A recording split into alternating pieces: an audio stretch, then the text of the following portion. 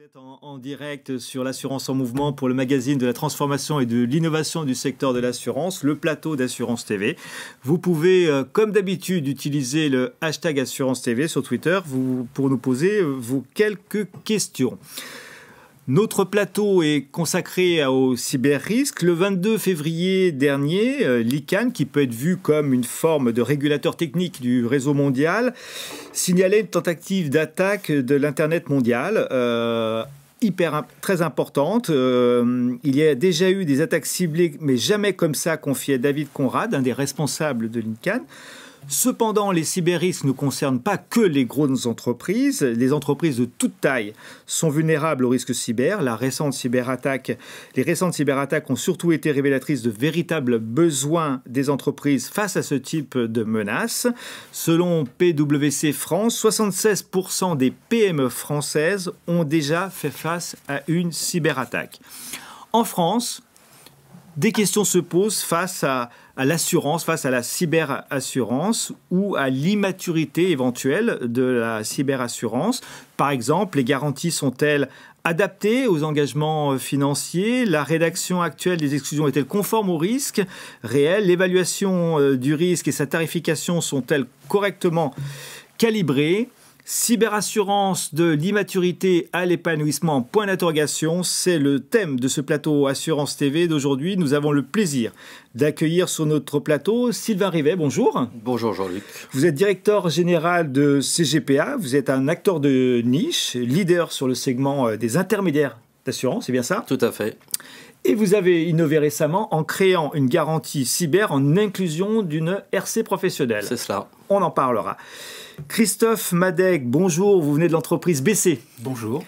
Vous êtes directeur de clientèle grande entreprise et expert cyber et expert fraude, c'est bien cela? C'est bien ça. Je ne me trompe pas. Christophe Ternat, bonjour. Bonjour. Vous êtes cofondateur et président de C-Rating, c'est ça comme on dit comme ça? C-Rating, oui. C-Rating.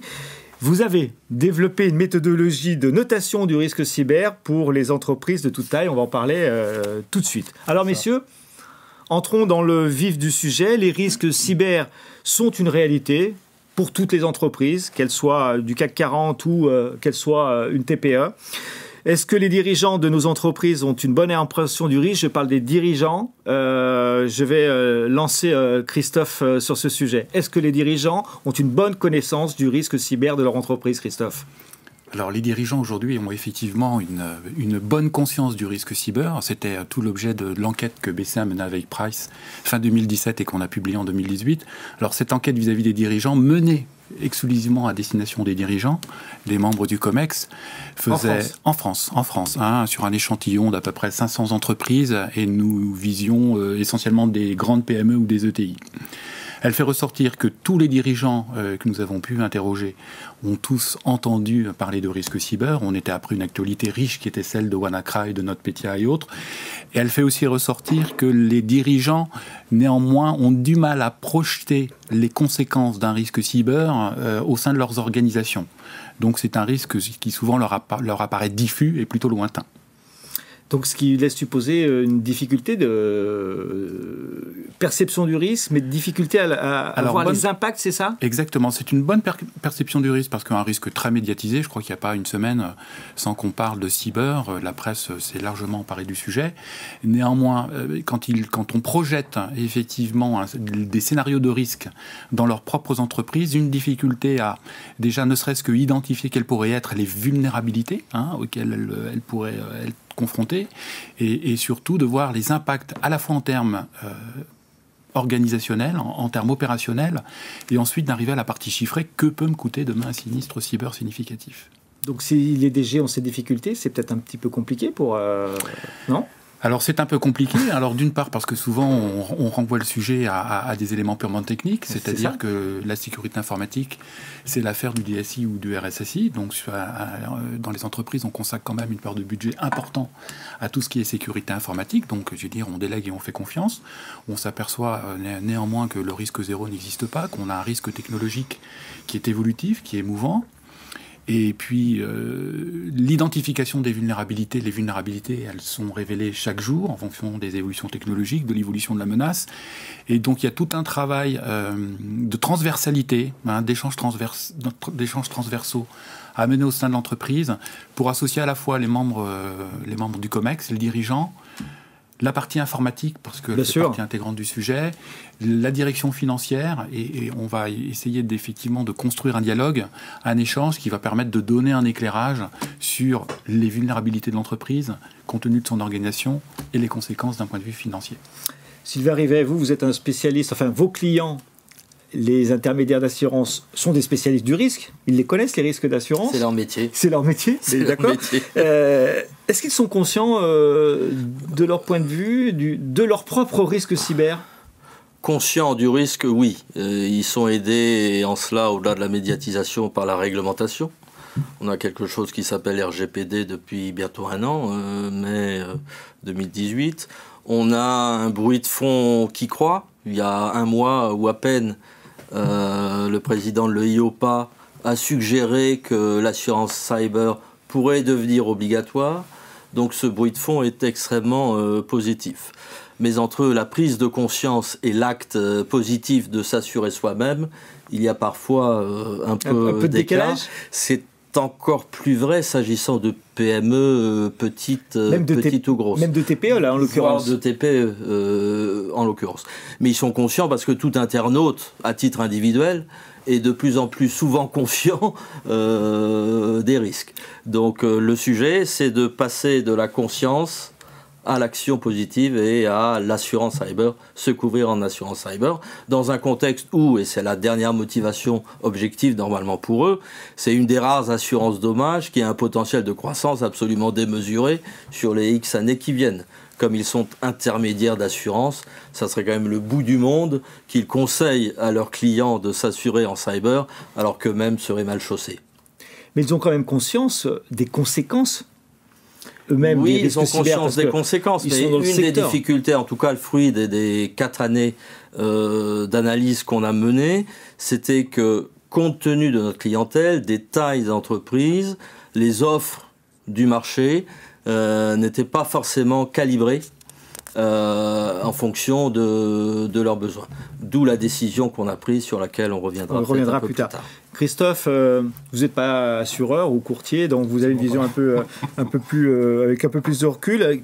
Les dirigeants des entreprises françaises, ils ont conscience de ces risques cyber. Vous voulez rebondir sur ce qui a été dit déjà en complément ? En fait, je pense que je vais avoir à peu près le même message que Christophe et Sylvain, c'est-à-dire qu'effectivement, je pense que la prise de conscience est là. L'actualité aidant, on voit toutes les semaines maintenant des piratages ou des vols de données qui défraient un peu la chronique. Je pense qu'il y a encore une étape à franchir pour les dirigeants français pour passer de cette prise de conscience à l'appréciation, l'appréhension, l'appropriation de ce risque cyber qui, il faut le reconnaître, c'est quelque chose d'assez complexe. Obscur de temps en temps. Déjà, avant tout, c'est assez immatériel. C'est difficilement palpable, c'est pas une voiture, c'est pas un building d'entreprise, donc c'est assez difficilement... on a du mal à se projeter. Et après, il y a tout un vocabulaire qui est utilisé par les experts, qui est assez abscon pour le commun des mortels, il faut bien le reconnaître. Voilà. Et puis, je pense que c'est aussi un domaine, la cybersécurité, où ça manque cruellement de comparables. On sait bien que pour progresser dans un domaine quel qu'il soit, on a besoin de se comparer les uns par rapport aux autres, pour amener de l'émulation et progresser collectivement. Et je pense qu'il y a un vrai sujet. Donc au-delà de la prise de conscience qui est là, je pense qu'on en est tous conscients, il va falloir qu'on amène... passer à l'action et amener à nos dirigeants, parce que je pense qu'ils sont en demande des outils pour permettre de mieux piloter le risque cyber et mieux communiquer, mieux suivre ce risque et faire en sorte que tout le monde progresse collectivement. Alors, le rating que vous avez lancé va peut-être leur permettre de mieux appréhender ce risque cyber, puisque si j'ai bien compris, vous me dites si je me trompe Christophe, vous avez lancé il y a quelque temps une forme de notation très rapide en fait des risques cyber des entreprises, c'est ça ? Oui, alors effectivement, on est parti de ces constats de difficultés de compréhension commune de ce risque cyber, notamment, de manque de comparables, et puis la nécessité d'évaluer plusieurs milliers de sociétés, voire plusieurs millions. Voilà, et les outils actuels étaient quand même assez limités pour ce faire. Et sur cette base-là, effectivement, on a créé une agence de notation en matière de cybersécurité pour amener plus de lisibilité sur le marché, plus d'accessibilité de cette notion de risque cyber, parce que effectivement, donc c'est pas un audit de 2 mois.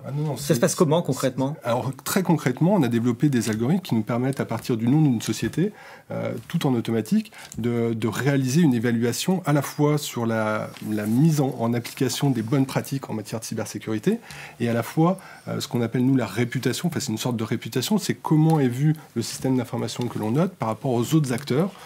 Puisque effectivement on est dans un monde où les informations s'échangent d'entreprise à entreprise, et les autres entreprises peuvent avoir une perception de votre système d'information comme par exemple concourant à la propagation de spam ou réalisant des attaques sur Internet. Donc voilà, donc on a 2 piliers qui nous permettent d'obtenir une note. Alors sur 10, sur 20 elle est sur 100. Sur 100. Sur 100, voilà. Et elle est publique ou pas? Alors elle n'est pas publique, elle est réservée à nos clients. Et au-delà de la note, parce que c'est un peu comme à l'école, je pense que tout le monde a bien compris cette facilité d'accès à l'information avec la note. Mais quand on reçoit son devoir, quand on est à l'école, on a une note. La première chose qu'on fait, c'est se comparer les uns par rapport aux autres. Et donc au-delà de la note, on amène des comparatifs sectoriels qui permettent aux sociétés de se positionner et de voir les efforts qu'elles ont à produire en fonction de leur activité. D'accord. C'est un outil qui peut être utile pour les assureurs d'avoir effectivement ce rating qui est fait en Il fait en combien de temps en fait? Une entreprise décide de se mesurer par ce système de notation. C'est fait en combien de temps? Alors aujourd'hui, on note n'importe quelle société. C'est pas les sociétés qui décident de se faire noter ou pas, c'est nous qui décidons, nos clients qui décident les sociétés qu'on va noter. C'est quelque chose qui est effectivement assez rapide, parce qu'on est dans un monde de l'immédiateté. Donc on a besoin d'avoir une information tout de suite. Donc chez nous, pour noter une société, si on ne l'a pas déjà notée, ça prend entre quelques minutes et quelques heures, mais c'est assez rapide. On n'a pas de clause d'audit à activer, on n'a pas d'intervenants à mobiliser. Voilà, c'est quelque chose d'assez pratique, et ça permet effectivement d'avoir une information objective, fiable.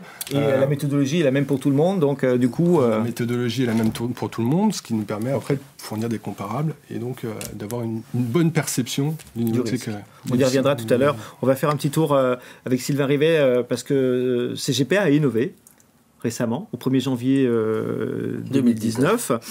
C'est vrai qu'on parle toujours des cyber-risques des grosses entreprises, mais on ne sait pas que ça peut aussi mettre à plat des petites entreprises pendant des semaines, pendant des mois. Donc vous, Sylvain Rivet, vous avez décidé de mettre en place une garantie cyber en janvier, en inclusion des garanties RC Pro. C'est bien ça? Pour nos 13 000 adhérents. Pour vos 13 000 adhérents. Exactement cela. Pourquoi avoir mis en place cette garantie et les principales caractéristiques pour nos auditeurs? Premièrement, notre raison d'être, puisqu'on est une mutuelle professionnelle à destination des intermédiaires d'assurance dont la gouvernance n'est faite que de courtiers et d'agents, notre raison d'être, c'est de servir ces intermédiaires d'assurance. Deuxièmement, on est un acteur de niche, vous l'avez dit, c'est vrai. Donc, on n'a qu'une chance ou qu'une possibilité de s'épanouir, c'est d'être excellent. Donc, ça veut dire innover. Si on devient médiocre sur notre branche, vaut mieux aller retourner faire nos sudoku. Dans ce contexte-là, conscient après 3 ou 4 ans d'analyse avec notre courtier de réassurance, Guy Carpenter, qu'il n'y avait pas sur le marché les offres efficaces pour cette population-là, conscient que ça prenait du temps de passer de la prise de conscience à l'action, on s'est dit, on va le mettre on va l'intégrer directement. On fait acte de pionnier, peut-être pas d'apôtre, mais en tout cas de pionnier. Et pour aller jusqu'au bout de la démarche, on a décidé que ces garanties supplémentaires, que je vais détailler un petit peu, seraient incluses sans prime supplémentaire. Donc de bonnes garanties. De bonnes garanties. Sans coût. On a 500 000 € de protection 350 000 en responsabilité civile et 150 000 en assistance et gestion de crise. Donc je pense que je sais que ce sont des garanties pour sérieuses, en tout cas calibrées pour cette population-là. Et on est en train de travailler à des plafonds plus élevés pour ceux de nos adhérents qui le souhaiteraient compte tenu de la taille de leur entreprise. Christophe Madec, vous êtes au cœur de la relation assureur-client, puisque vous avez une activité de conseil et de courtier. Donc vous avez vous avez vu l'inclusion, c'est judicieux comme système, je pense aussi pour garantir des petites entreprises qui ne feraient pas le passage à l'acte, tant regretté que vous évoquiez. De votre point de vue, est-ce que les assureurs sur ces garanties cyber se sont mis en ordre de bataille ou pas? Quel est votre point de vue en tant qu'intermédiaire? Et ce mot est noble. Très bien. Les assureurs, effectivement, sont mis en ordre de bataille, mais la situation a fortement et beaucoup évolué en l'espace de 5 ans. Je crois qu'au début des années 2010, quand on parlait de cyber, c'était un terme barbare, étrange, il fallait s'expliquer. Il était essentiellement le fait d'assureurs, j'allais dire américains, parce que l'assurance cyber a démarré aux États-Unis bien avant l'Europe pour des questions réglementaires sur la protection des données personnelles et autres. Et on a vu très rapidement, l'espace de 3-4 ans, je pense, l'ensemble des assureurs du marché français, les mutuelles, les grands assureurs généralistes, effectivement se dépêcher de mettre au point des offres cyber, plus ou moins homogènes, attirer... Une démarche un peu prudente, non, peut-être au départ. Une démarche un peu prudente au départ, mais voire très conservatrice, non ? Oui, alors conservatrice certainement, mais pour un marché qu'on annonce comme étant fabuleux, quand on voit où on est aujourd'hui... Des milliards de dollars de primes prévus. Exactement. Donc une approche prudente, tout simplement parce que c'est un marché sur lequel, et encore aujourd'hui, on manque très sincèrement de recul. Le risque cyber est un risque nouveau, est un risque en plein développement, on manque de données statistiques, on manque de données sinistres. Donc c'est vrai que les premières affaires cyber, il fallait entre guillemets montrer patte blanche, constituer des dossiers. Sur certaines grosses affaires, l'assureur souhaitait diligenter des audits. Les niveaux de primes étaient quand même à un certain niveau, parce qu'on est sur une perception du risque, un risque élevé. Donc voilà, on essayait de corréler l'ensemble. Bon, le marché s'est très vite adapté. En fait, l'assureur a très vite compris qu'il avait besoin de mutualiser son risque.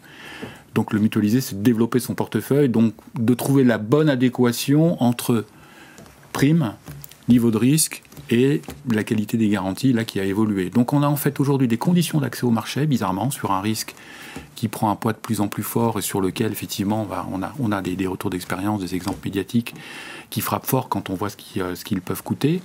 L'accès à l'assurance reste finalement assez simple, assez facile. On peut souscrire en 3 clics, en 3 questions. Directement pour... Alors c'est vrai sur ce qu'on va appeler le bas de segment, la TPE. Maintenant, pour de grosses organisations, notre recommandation, on va être dans des approches qui sont quand même sur mesure, parce que quand on s'adresse à des groupes internationaux, on voit des grands groupes français qui ont des filiales, elles ont des organisations qui sont spécifiques, des métiers qui sont particuliers, et ça nécessite un véritable dialogue pour effectivement, à un moment donné, calibrer un besoin et ensuite voir quelles sont les solutions de transfert optimum à l'assurance. Mais c'est vrai qu'en l'espace de 5 ans, sur un marché qui était quasiment inexistant, les assureurs ont bien progressé. Il y a encore un bout de chemin à faire. Il est long le chemin, à votre avis Je pense qu'en termes de garantie, les sujets sont plutôt bien adressés. Donc on va aller vers une homogénéisation des garanties d'assurance, parce qu'aujourd'hui, on a encore de grandes différences d'approche et même de qualité de couverture entre un assureur et un autre.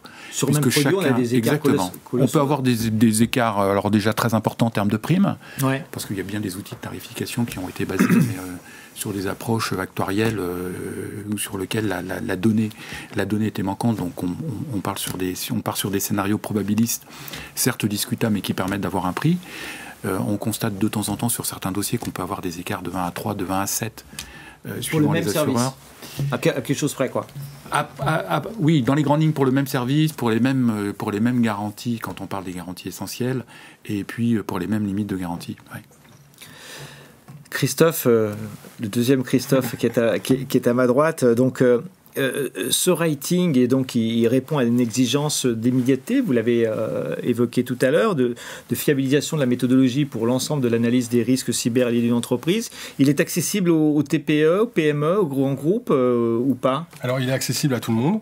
Ouais. Effectivement, et on le dit, et je le disais tout à l'heure, nous notons tout le monde de la même manière, sur la base des mêmes référentiels, que ce soit la petite entreprise ou la grande entreprise. L'objectif principal est d'amener une information fiable, objective, comparable, et également rapide, parce qu'effectivement, on le disait tout à l'heure, on vit dans l'immédiateté, et donc on a besoin d'avoir cette information assez rapidement. Je pense que, voilà, après, il y a tout un ensemble de choses à prendre en compte dans la quantification des risques cyber qui me semble assez important. Je comprends nos échanges que finalement la donnée pour quantifier ce risque manque peut-être un petit peu.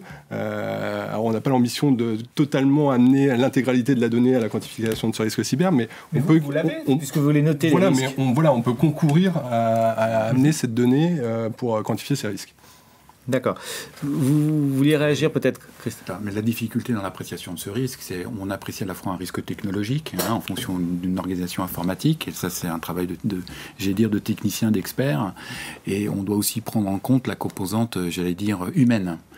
C'est-à-dire que si on a un SI excellemment protégé, mais sensibilisation des employés sur les règles d'hygiène, sur les mots de passe, sur un tas de sujets, sur la clé USB, sur le parking, sur le fait de ne pas aller sur certains sites ou de ne pas double-cliquer sur les liens, on s'aperçoit que de temps en temps, même des entreprises très bien protégées ou avec un très bon maturité au niveau de la sécurité informatique, présentent néanmoins des vulnérabilités qui vont être sur des sujets qui ne sont pas techniques. Et après, on a un autre sujet, quel que soit le niveau de maturité, l'élément essentiel au jour du sinistre va être le niveau de préparation à la gestion du sinistre cyber. Pas du sinistre. Voilà. Sylvain Rivet, un petit rebond par rapport à ce qui vient d'être dit, par rapport à ces risques cyber pour vos intermédiaires d'assurance? Moi, le rebond, ce à quoi je pense quand on parle de maîtrise des risques, je pense à l'industrie de l'automobile. C'est devenu obligatoire dans la plupart des pays dans les années 30. Bon, en France, on avait un peu de retard, 58. Et au sortir de la Première Guerre, il y avait 500 000 autos. Aujourd'hui, on a dépassé le milliard. Et donc là, si vous posez aujourd'hui la question, est-ce que le risque est maîtrisable ? C'est une question qu'il fallait poser en 1920-21 aux assureurs auto. Qui a peut-être été posée d'ailleurs à ce moment-là. Qui a peut-être été posée, mais la différence, c'est qu'à l'époque, ce qui correspondait à une année de l'époque, c'est à peine une semaine aujourd'hui. Donc ça galope très vite. Et les hackers courent au moins aussi vite que tout le reste de la troupe. Voire plus vite parfois. Voire plus vite parfois. D'où la difficulté. Christophe, vous appréhendez un petit peu par rapport à vos clients, les entreprises, la notion de l'assurance avec une dimension qui est loin d'être du prêt-à-porter. On est, c'est ça, on est dans la haute couture probablement, c'est ça ? On est dans l'approche sur mesure. Alors on a déjà un travail de sensibilisation, d'explication, d'information vis-à-vis de nos clients, des prospects, des entreprises que l'on rencontre. Et ensuite, c'est de les accompagner avec eux pour effectivement mettre l'éclairage, accompagner la réflexion. Donc en amont de la construction de la police. Voilà, c'est de s'interroger sur leur organisation, sur leur métier, sur, quand on a des clients industriels, de s'interroger sur tout ce qu'on appelle les univers SCADA, l'informatique, l'usine 4.0 demain, de voir les interconnexions qui peuvent exister avec l'informatique de gestion, les interconnectivités. Donc une fois qu'on commence à avoir un peu une vision du paysage de là où on se trouve, de voir avec eux quelles peuvent être les conséquences d'un arrêt total ou partiel d'activité en fonction des applications critiques, en fonction de l'architecture. Et en fonction de ça, vous faites la police. Et en fonction de ça, on en arrive à identifier des impacts opérationnels. D'imaginer que demain, mon activité peut être arrêtée pendant une semaine, un mois, 2 mois. Et après, on passe à cet aspect quantification. Ce qui fait que d'un client à l'autre, ce travail, mais l'approche est toujours à peu près la même, mais on en tire des conclusions qui sont deux entreprises qui peuvent être différentes. Qui sont spécifiques. Et là, on est en lumière certains besoins de garantie qui ne sont pas nécessairement les mêmes. Donc on est dans une co-construction, ce qui fait qu'à la fin, on a un client qui achète, j'allais dire, en toute confiance, en toute conscience, les garanties qu'il a souhaité avoir. Alors nous arrivons au terme de cet échange. Nous avons encore 3 minutes à passer ensemble. On va essayer, vous allez essayer de répondre à cette fameuse question du débat. Je vais vous laisser la parole, bien sûr. cyberassurance, sommes-nous passés de l'immaturité que vous avez constaté, Christophe Madec, sur les garanties d'assurance à une forme d'épanouissement? Où en sommes-nous? Qui veut se lancer pour répondre à cette question clairement à nos internautes? Alors peut-être Christophe, vous n'êtes pas dans le secteur de l'assurance en direct, donc vous pouvez vous lancer facilement peut-être. Exactement. Et après on y viendra. D'un point de vue, effectivement, d'un non-assureur et plutôt d'un expert de la cybersécurité, je trouve ce qu'il y a d'intéressant dans l'approche de l'assurance du risque cyber, c'est qu'aujourd'hui, quand on est responsable cyberdéfense d'une entreprise, on a plusieurs moyens pour couvrir, limiter un risque qui est présent. On peut mettre en place des mesures organisationnelles, on peut mettre en place des mesures techniques, on peut transférer notre risque à un fournisseur, ce genre de choses. Et en fait, il y a tout un tas de situations où tous ces dispositifs ne fonctionnent pas. Et c'est vrai que l'arrivée de l'assurance sur le risque cyber permet d'avoir un outil supplémentaire pour avoir une couverture des risques un peu plus globale. Toujours est-il... Vous répondez à la question ou pas ? Est-ce que la cyberassurance va évoluer considérablement dans les mois ou les années à venir ? De mon point de vue, effectivement, et Christophe l'évoquait tout à l'heure, il y a tout un ensemble de dispositifs qu'on a encore du mal à apprécier, comme la gestion de crise qui doit être mise en place le jour où arrive un incident. Je pense notamment aussi aux capacités de détection des entreprises de l'occurrence de l'incident. Aujourd'hui, on a quand même des capacités assez limité. Et puis on peut s'interroger aussi sur la nature des attaquants.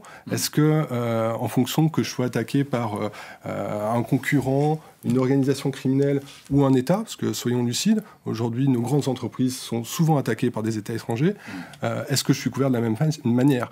Après, moi, c'est pas moi l'assureur, mais en tout cas, c'est question que vous posez. Voilà. Faut qu'on aille un petit peu vite. On va être Sylvain Rivet, votre position sur le sujet. Juste un mot. Le fait, c'est qu'on apprend tous ensemble. On est encore en phase d'apprentissage. On est encore en phase d'apprentissage. L'essentiel pour le client sinistré, c'est qu'il appelle la plateforme tout de suite. Christophe Madec, le mot de la fin. Le mot de la fin, on va le risque est assurable, le risque cyber ? Le risque est assurable pour autant qu'on puisse le maîtriser, qu'on garde un aléa. Donc là, il y a un travail qui est perpétuel, qui est permanent parce que le risque évolue. Mais en matière d'assurance, aujourd'hui, on en est à l'an 2 de ce que peut offrir comme perspective la cyberassurance. C'est un marché qui est jeune, contrairement à l'ensemble des branches, un marché qui a 5 ans, sur lequel on manque de recul, une menace en pleine évolution. On parle d'intelligence artificielle, d'ordinateurs quantiques demain. Les risques dans 10 ans seront différents des voitures connectées aujourd'hui, voitures autonomes, etc. Donc il y a encore pas mal de chemin. Donc il y a un chemin à parcourir qui est relativement long, donc on n'arrivera pas forcément à dire si on est arrivé à une forme d'immaturité. On le verra peut-être dans quelques années sur Assurance TV. Messieurs, merci d'avoir participé à ce plateau sur la cyberassurance.